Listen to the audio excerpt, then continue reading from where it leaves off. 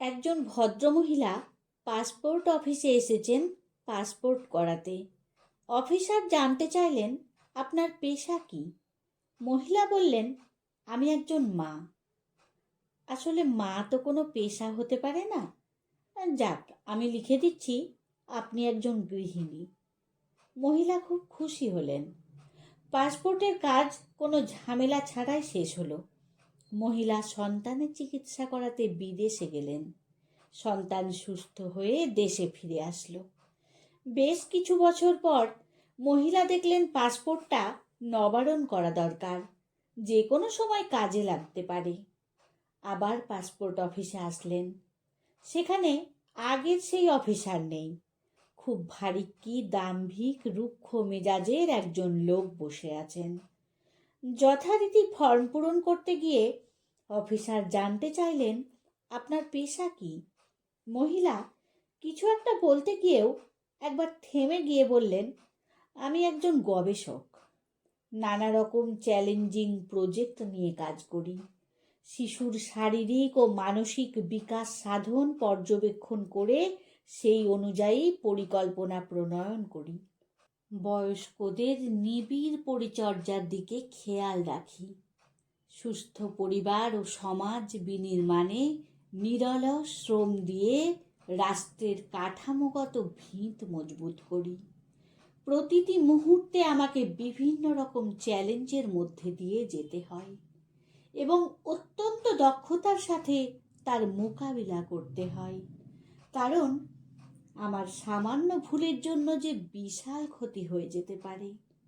মহিলার কথা শুনে অফিসার একটু নড়ে চড়ে বসলেন। মহিলার দিকে একবার যেন একটু শ্রদ্ধা আর একটু বিশেষ নজরে তাকালেন। তারপর তিনি জিজ্ঞেস করলেন, আসলে আপনার মূল পেশাটা কি? যদি আর একটু বিশদভাবে বলতেন। আসলে গুণীজনেরা বলেন, আমার প্রকল্পের কাজ এত বেশি দুরূহ আর কষ্টসাধ্য যে দিনের পর দিন আঙুলের নখ দিয়ে সুবিশাল একটা দিঘি খনন করা নাকি তার চেয়ে অনেক সহজ। আমার রিসার্চ প্রজেক্ট তো প্রায় অনেক দিন ধরেই চলছে।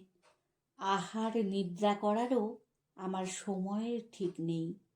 সব সময় আমাকে কাজের প্রতি সজাগ থাকতে হয়। দুজন ঊর্ধ্বতন কর্তৃপক্ষের অধীনে মূলত আমার প্রকল্পের কাজ নিরবিচ্ছিন্নভাবে চলছে। এখন আমি সমাজবিজ্ঞান, স্বাস্থ্যবিজ্ঞান আর পারিবারিক বিজ্ঞান, এই তিনটি ক্ষেত্রে এই একসাথে কাজ করছি, যা পৃথিবীর সবচেয়ে জটিলতম বিষয় বলা হয়। প্রকল্পের চ্যালেঞ্জ হিসেবে একটি অটিস্টিক শিশুর পরিচর্যা করে মানুষ হিসেবে গড়ে তুলছি প্রতি মুহূর্তের জন্য। অফিসার মন্ত্রমুগ্ধ হয়ে মহিলার কথা শুনলেন। এ যেন এক বিস্ময়কর মহিলা। প্রথমে দেখে তো একেবারেই পাত্তা দিতে মনে হয়নি।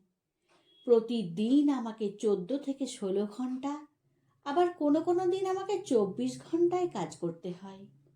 কাজে এত বেশি ব্যস্ত থাকতে হয় যে কবে শেষ ভালো করে ঘুমিয়েছিলাম সেটাও আমার মনে নেই।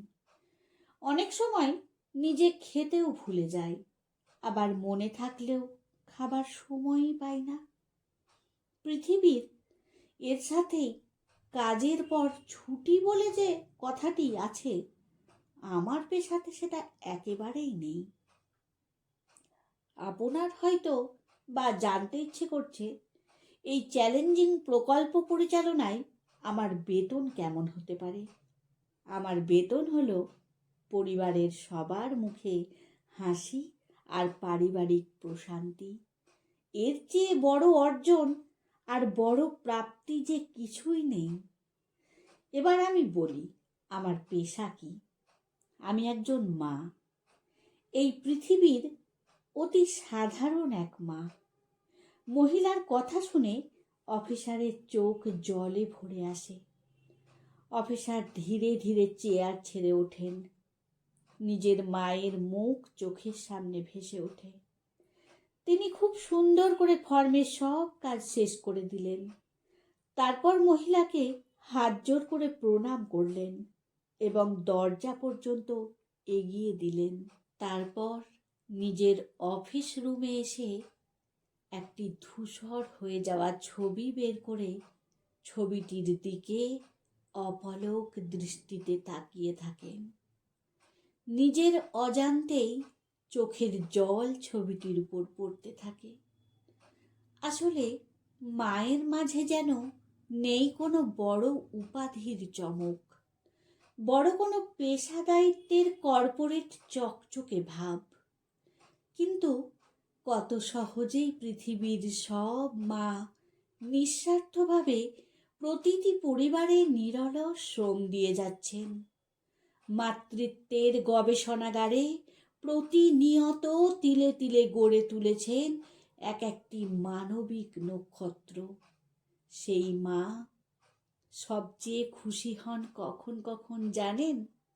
যখন সন্তান প্রকৃতই মানবিক মূল্যবোধ নিয়ে ধনে নয়, সম্পদে নয়, বৃত্তে নয়, ঐশ্বর্যেও নয়, শুধু চরিত্রে আর সততায় একজন খাঁটি মানুষ হয়ে ওঠে।